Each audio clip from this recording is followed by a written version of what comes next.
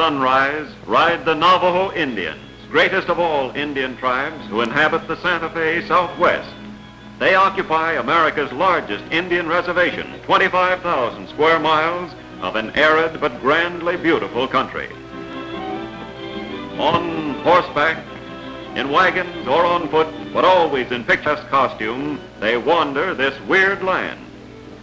Some of them are always on hand to welcome visitors as the train comes into Gallup, New Mexico, the nation's Indian capital.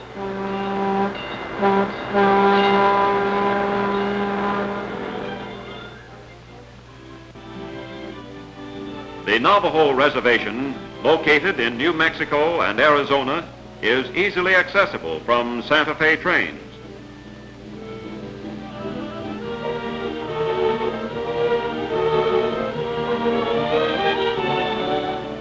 The city of Gallup is gateway to this vast, primitive land. Far from being the vanishing American, the Navajos are on the increase and number upwards of 50,000. They lead a somewhat nomadic life, roaming the same mountains and deserts their ancestors knew so well. Visitors are always welcome. Seen from your lips, typical of the scenery near Gallup.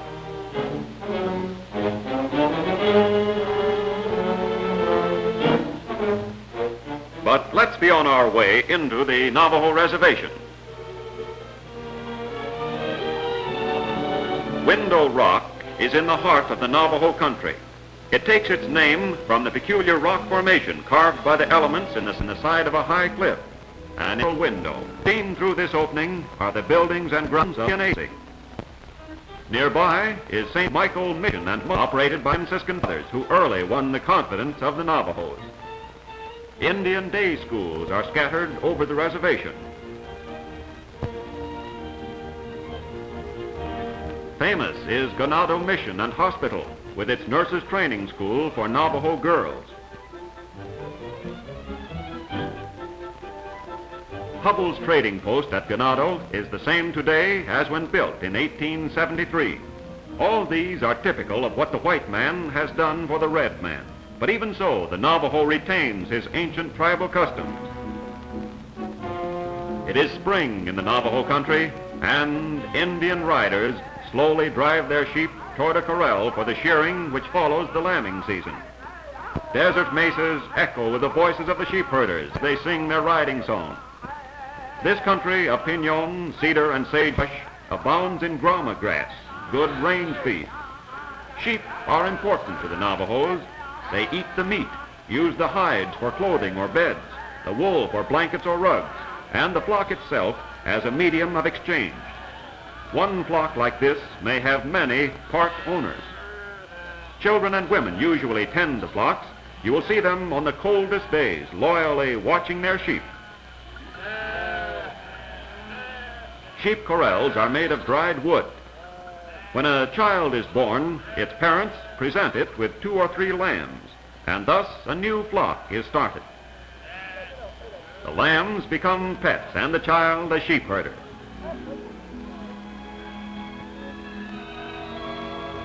Well, well, look here, a hungry youngster after his breakfast. He's getting it, too. Preparations are underway for the shearing. A wool sack is made ready for filling. Little lumps of wool are tied into corners of the sack to facilitate handling. When full, the bags weigh 300 to 400 pounds as they hang in this simple frame. To the Indians, their economic bag of gold. Indians love brilliant colors, as we can see from this brave's shirt. Rushing excitedly from a small pen, the sheep seem to delight in eluding their captors. But once caught, they are peaceful victims and seem to enjoy the ordeal of being sheared. In early days, shearing was done with tin can tops sharpened on sandstone. Today, modern shears are in use, clipping the wool that is the chief economic product of the Navajo tribe.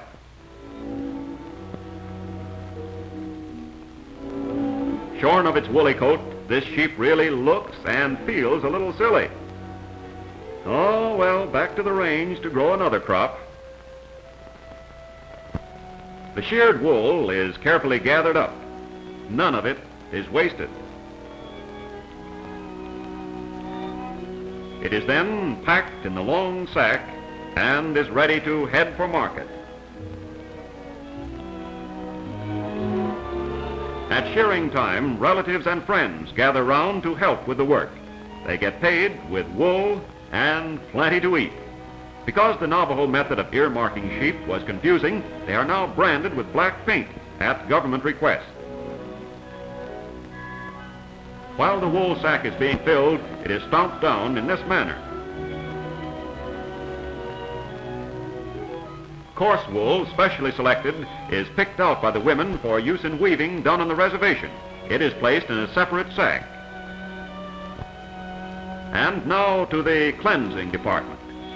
The amole plant, a form of yucca, is dug up by the Navajos and used as soap to wash the wool. It also acts as a water softener, a hair wash, and has even found its way to the shelves of modern beauty parlors as a shampoo. After the amole root is pounded into a pulp on a stone by the women, it is used as a soap to wash freshly sheared wool. After years of living in a barren land, the Navajos have learned to make exhaustive use of Mother Nature's natural supplies. As you can see, Navajo women are practical-minded. They bury the wash tub so it won't go scooting out from under as they bend over their work. Yes, it's a far cry from this ancient method to Madame's modern labor-saving washing machine. If necessary, the wool is washed several times. The root soap cuts the grease and dirt from the wool, leaving it fluffy and soft.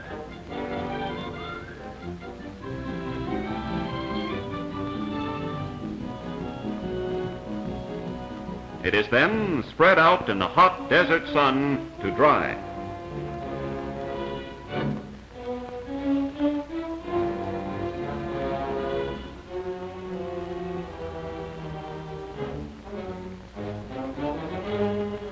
The cleaned wool is used by the Navajo women to weave the far-famed Navajo blanket or rug. It is carded laboriously in the old-fashioned way and then expertly spun on homemade spindles, much as Grandma Smith used to do it in the early colonial days. This part of the work is usually done by the older women.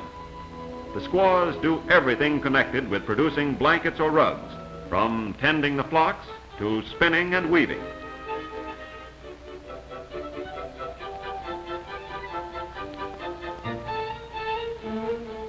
Grandma cards and spins the wool, making it ready for daughter who will later weave it.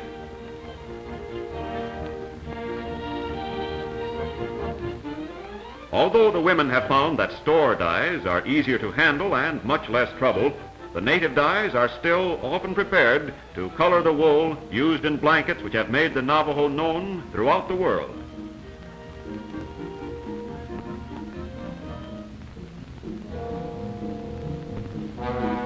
The loom is a crude homemade affair constructed by binding two crossbars to two poles driven into the ground. The pattern for any Navajo blanket or rug exists only in the mind of the weaver. She follows no set design, and so no two products are exactly the same. Yes, our old silly-looking sheep would feel a little better if he could see this beautiful rug into which his wool is going. And here is the portrait of a Navajo weaver come to life. With flying fingers, the weaver places the wet threads through the suspended warp threads and battens them down with a smooth, flat stick. Navajo girls start learning to weave at 2 years of age, under the watchful eye of their mothers, of course. And speaking of eyes, notice the young ladies.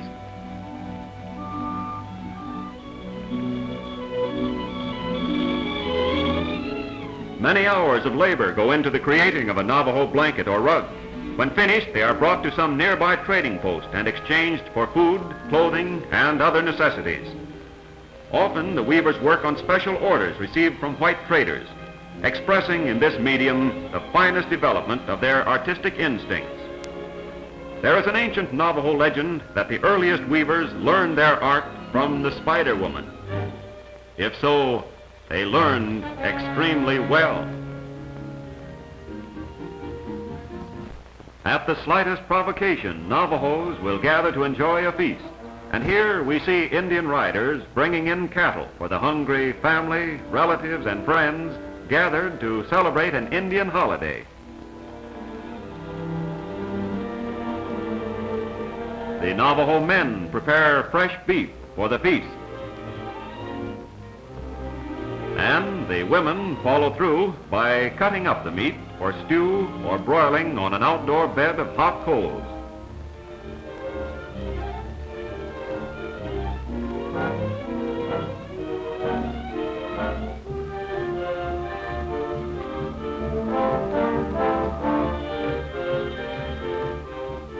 This broiler is ingeniously made from baling wire, but it serves its purpose well, and food is on the way. Here, the Navajos are preparing a beef hide for drying in the sun. They peg it onto the ground after stretching it. Later, it may find its way to a trading post for barter or be used for moccasins. Notice the skill with which this Navajo woman skins this hide off a sheep. The hide may be used for a bed or covering at night and has many other uses. Yes, indeed, this skinning takes teamwork.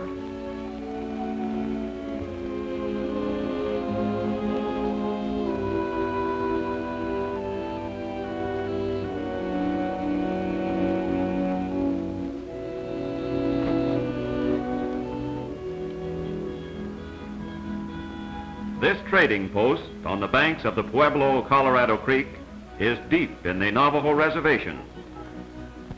Trading Day for the Indians is a festive occasion when sacks of wool, hides, finished blankets and rugs are brought in by wagon or on horseback to exchange for groceries, velvet and calico, or many other necessities.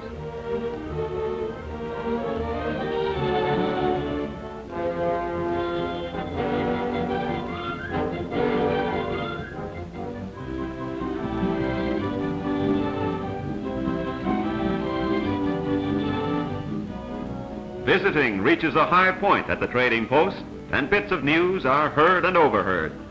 The bartering goes on with a genial white man who is patient and understanding in dealing with his Indian customers. Navajos have a rich sense of humor and enjoy a good joke or wisecrack, and the trader brightens up proceedings with a few good ones he picked up from the tribal comedian. Watch this couple as they deal with the man behind the counter.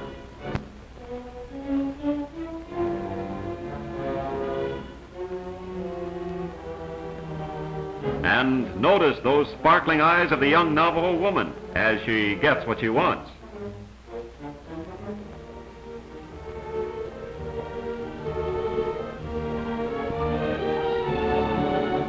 And today, Father Navajo wants a new bridle for his favorite horse.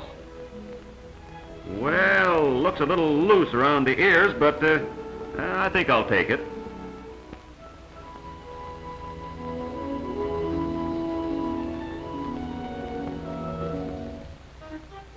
Yes, sir, that looks all right.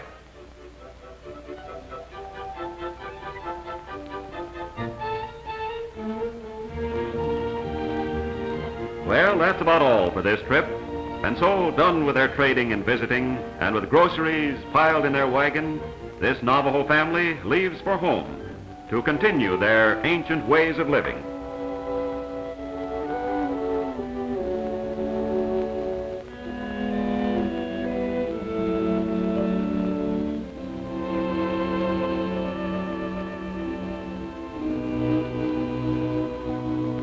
The Navajo shoe problem? Well, that was solved many generations ago. Let's watch a pair of 11 double A's made to measure, shall we? Before working a cowhide into new moccasins, it is buried in damp earth to soften.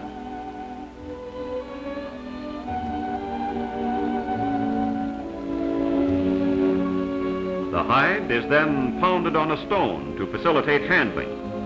New moccasins last the wearer about a year with ordinary use. That little extra care now means comfortable feet for a long time ahead.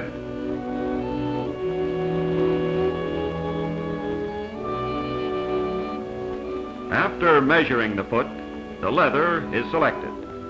Cowhide is used for the sole, buckskin for the uppers. Navajo men are the moccasin makers. The pattern is cut with a practiced eye. A common jackknife and an awl are the only tools used by the moccasin maker.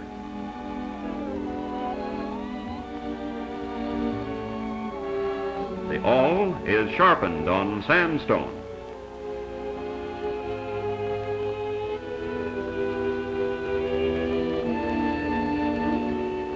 Sinew of sheep or goat is used for sewing and usually outlasts the rest of the moccasin.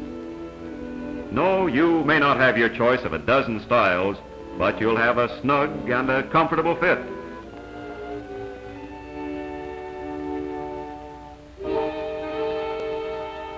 Well, here's a novel and a practical method to soften up a moccasin in the making. Yes, tasty too. And even Junior gets fitted for footwear.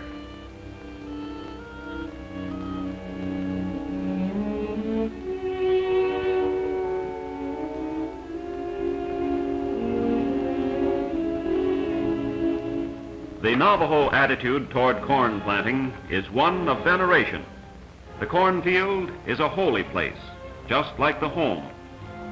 The Navajo word for corn means that which you eat.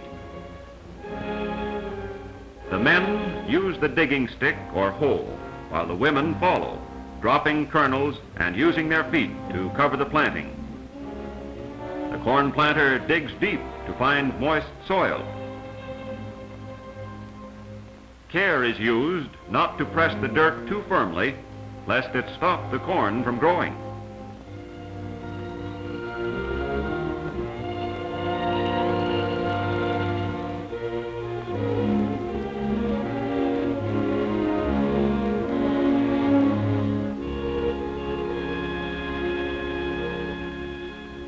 The colorful fruit of the corn harvest is ready for grinding and use in tasty Indian dishes. Navajo jewelry remains on the hands of the women as they go about their work. Work still performed in the ancient manner of early Navajo tribes.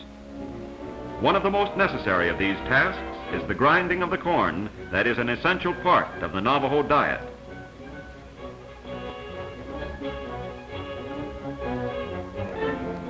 Say, any chance of getting a little cornbread?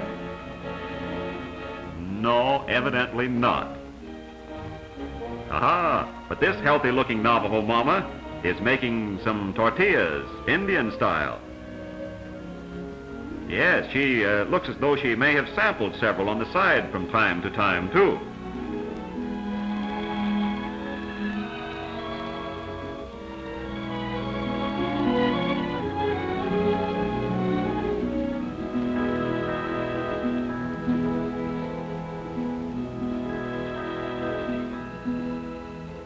The Indian tortilla is actually bread fried in mutton fat. Most white folks like it very much.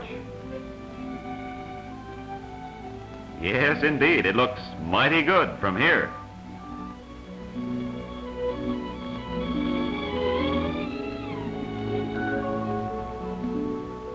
Practically everything Navajo women do, they do in groups, with the children playing around nearby. Here they are kneading bread, and still that jewelry remains on their hands.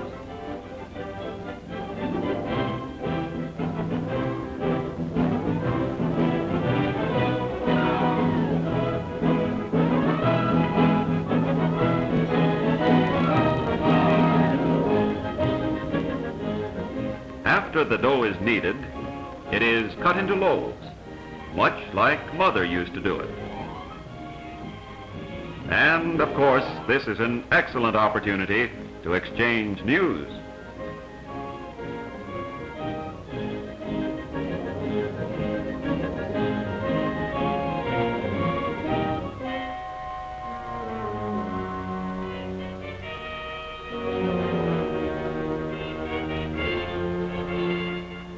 Wood is chopped by this young athletic squaw to make fire in the baking ovens nearby. It seems Navajo women are always busy. Hey, she's handled that axe before. A hot fire is built inside the bake oven and kept roaring until the temperature is right for baking.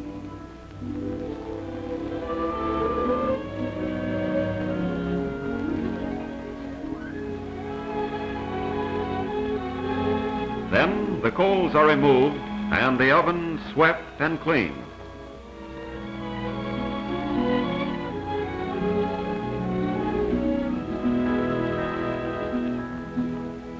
The loaves are placed inside the oven directly on the hot ground. Yes, large quantities of bread are baked each time.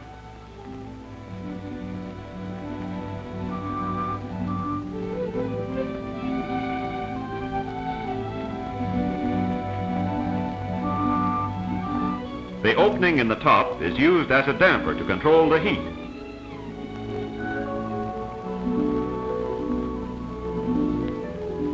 And here is the finished product, vitamins and all. With a little dusting off, it's ready for the table.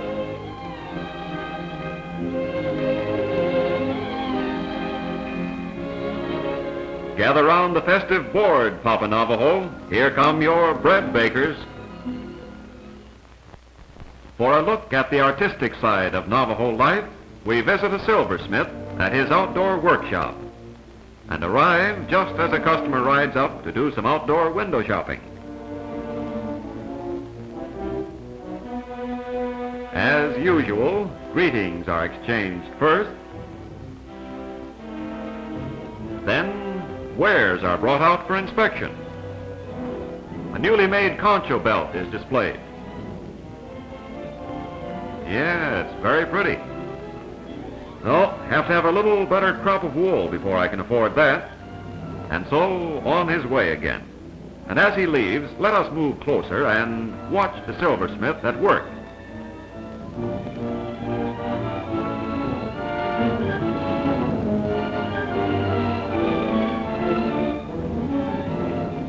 All Navajo silver work is manufactured by the men, and the art requires exact skill with the crudest of equipment.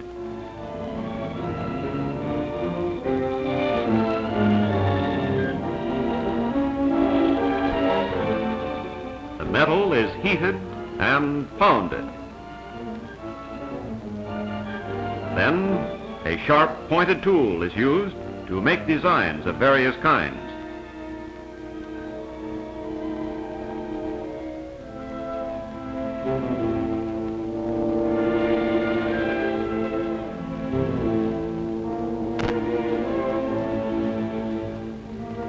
And the final polishing finishes the job.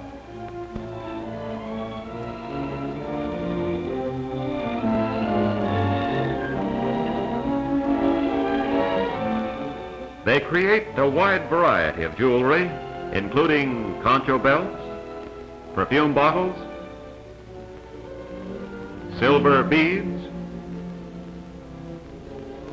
bow plates, and other decorative gifts which find their way through the trading posts to modern stores and a ready market.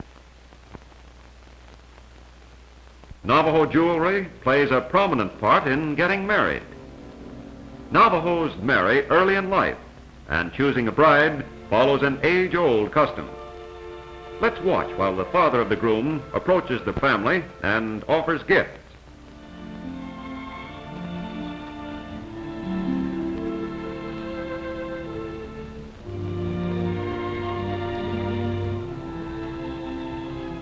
His presents are actually in the form of barter for the bride, who sits shyly nearby with a handy shawl to hide her face in case she blushes. She listens attentively as her parents praise her virtues and try to add another horse to the barter price as they look over the gifts.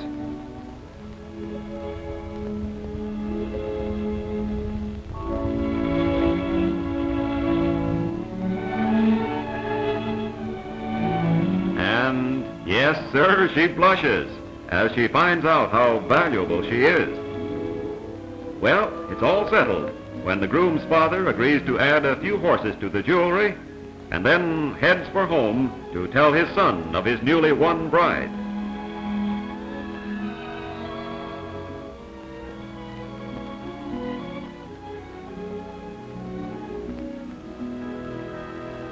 Horses of the groom's father are rounded up.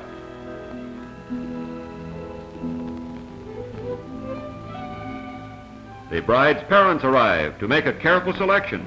They may receive from 1 to 10 horses for marrying off their daughter. And now we have a Navajo wedding to attend. Even the barrel cactus is in bloom as everybody prepares for the wedding and the feast which follows. Among the preparations is the famous Navajo sweat bath. Stones are being heated in this fire to be placed in the sweat bath house. As friends gather from near and far to enjoy this unique Navajo version of a Turkish steam bath. The hot stones are placed inside on the north side of the bathhouse to ward off coughs and colds which are believed to originate in the north. Then several men enter to perspire and cleanse their bodies and remain inside as long as 20 minutes.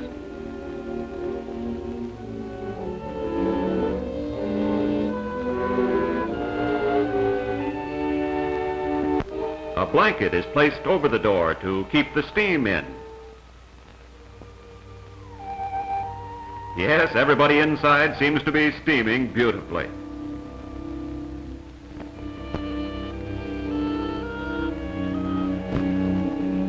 Dripping wet, they come out of their bath clean and happy. Then shower their bodies with sand to dry themselves and sit in the sun before dressing.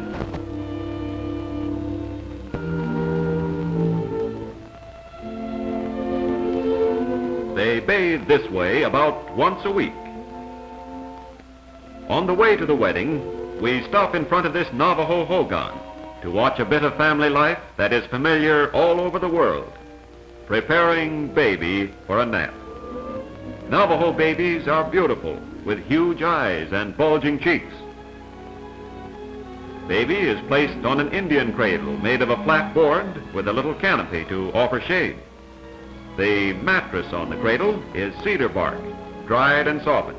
Yes, substitute for that well-known three-cornered affair.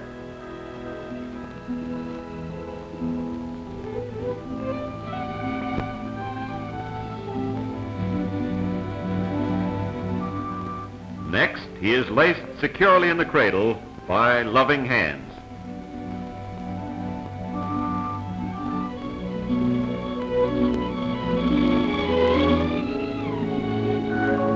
Baby is then ready for lunch and a nap, just like babies all over the world.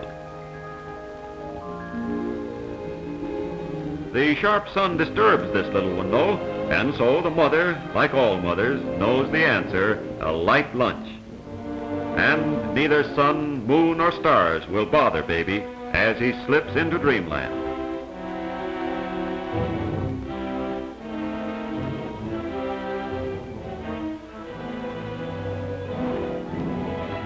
Navajo women, too, are fussy about how their hair is done, and a coming wedding is a splendid reason to use this open-air beauty parlor. Their hair shines from free use of the amole root soap suds. Except for very young girls, the hairdress is the same for all women and many of the men. After brushing, the hair is folded in a knot at the back of the head, then tied with white wool, which is wound securely around the knot to give it Navajo style, an hourglass form.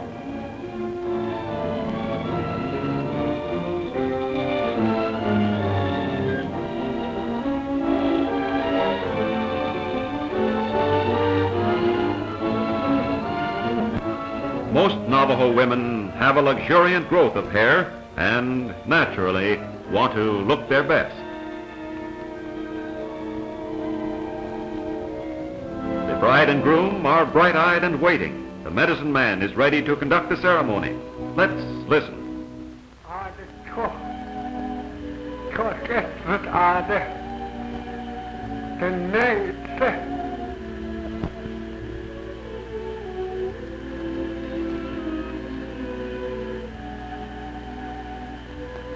Nana, Sunny, Nana. Dat na de Diné.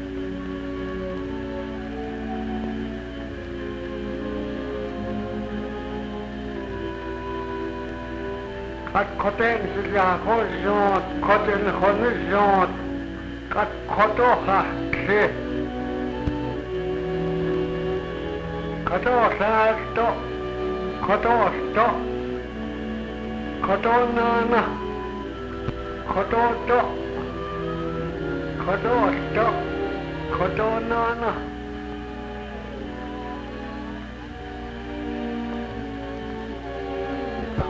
Koto se kotassa, jatke, katettiin sieltä, jotohon, kleossa, sossa ja pehossa.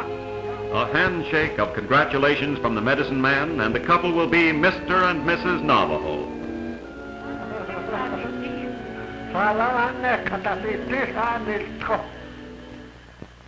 Since early morning, the women sing and frying a variety of foods for the feast that follows the wedding.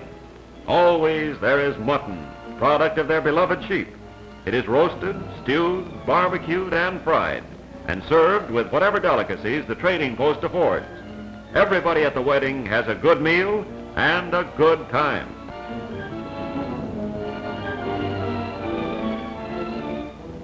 This is the medicine man's hogan. When an Indian is sick, the proud and dignified medicine man is consulted. Here he is blessing his altar and praying in preparation for a healing ceremony which includes a chant and a sand painting.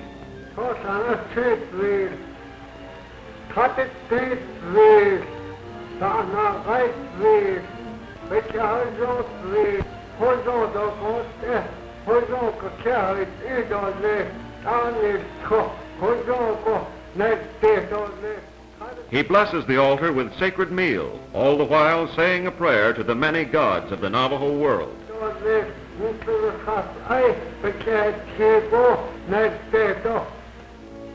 And now let's go inside the hogan and watch the sand painters and join in the observance of this ancient ritual. If a family is wealthy, one of the major chants may be given. Some major chants last 9 days and nights. The medicine man makes a considerable charge for his services, especially if he has a good reputation. It takes years of training and study to become a medicine man. There is no book to learn from. It is all handed down by word of mouth.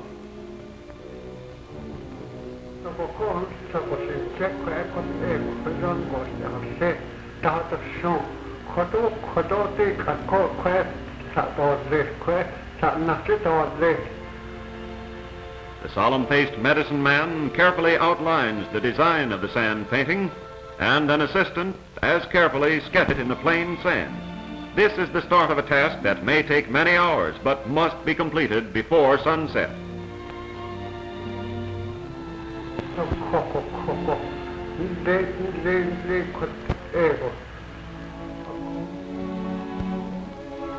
The medicine man continues directing the painting, one of the Navajo male shooting chant sand paintings.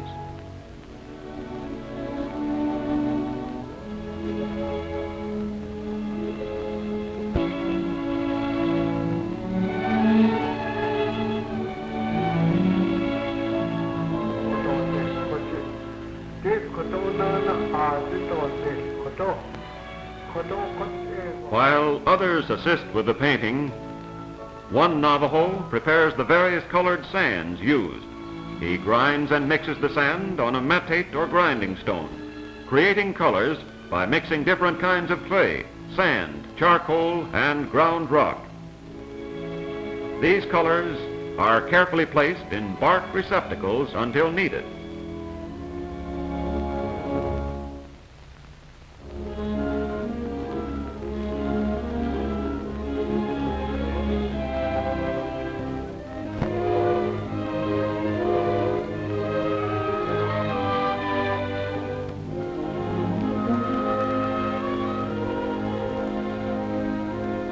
Guided by the medicine man, who is supreme in this ceremonial, the expert fingers and practiced hands of the helpers bring into bold relief the shape of the painting.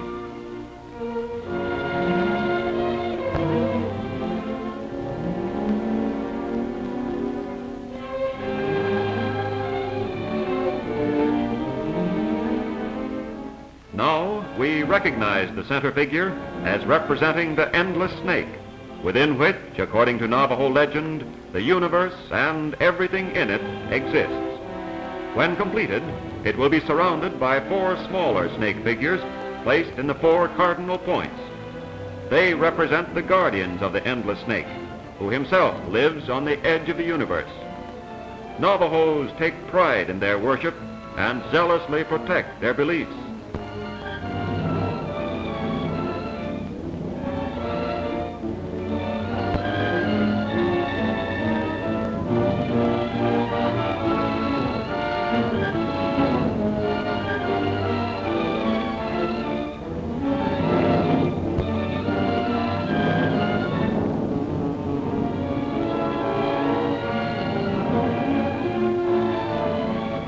We watch strangely fascinated as this weird picture reaches its climax. It leaves little doubt that this ancient custom of the Navajos, peculiarly their own, has been handed down from generation to generation.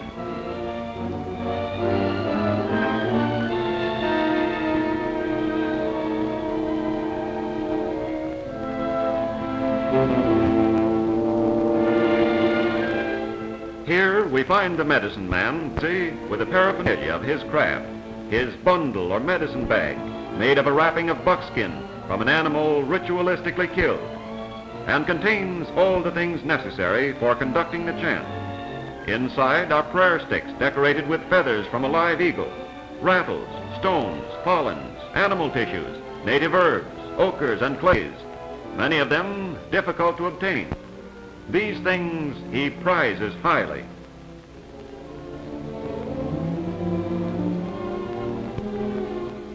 With the painting finished, the medicine man carefully places the fetishes or prayer sticks at the correct points on the sand painting, where the gods they invite to the ceremony will not fail to see them.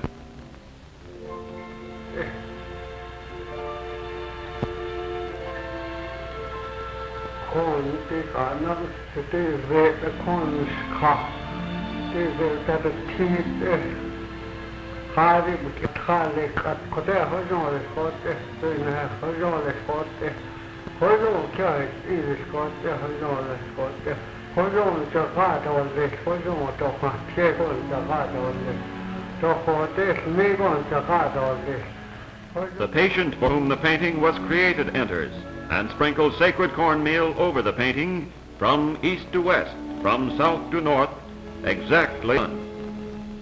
Hot coals from a fire are brought in and placed in front of the painting.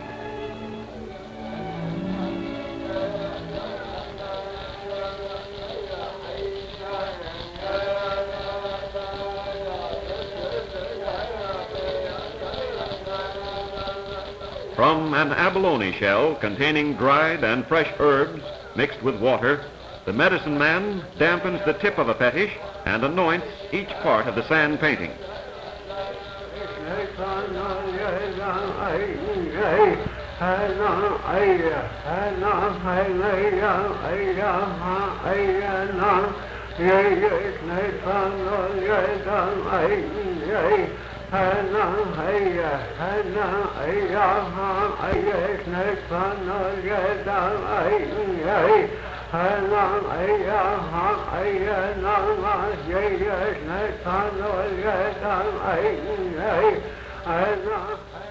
Then, stripped to a loincloth, the patient seats himself in the center of the painting. He always faces east. Each chanter in the hogan holds a rattle from the medicine man's bundle. The rattle is rhythmically shaken as the chant continues.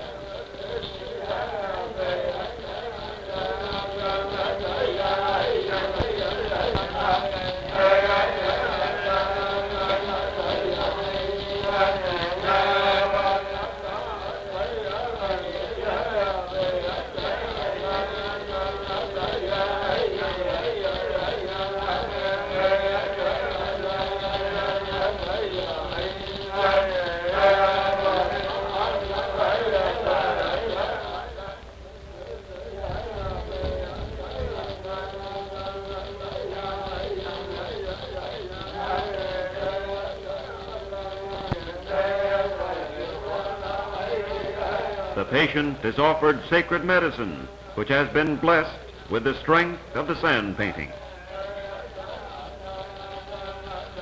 A helper places hot coals in front of the patient.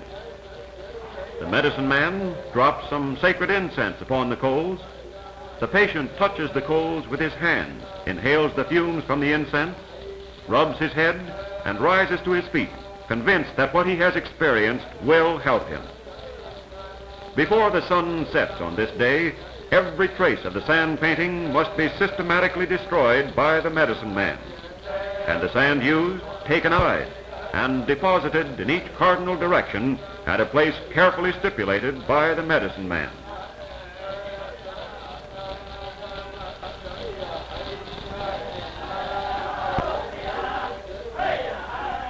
Homeward bound are the Navajos, and our visit to their land.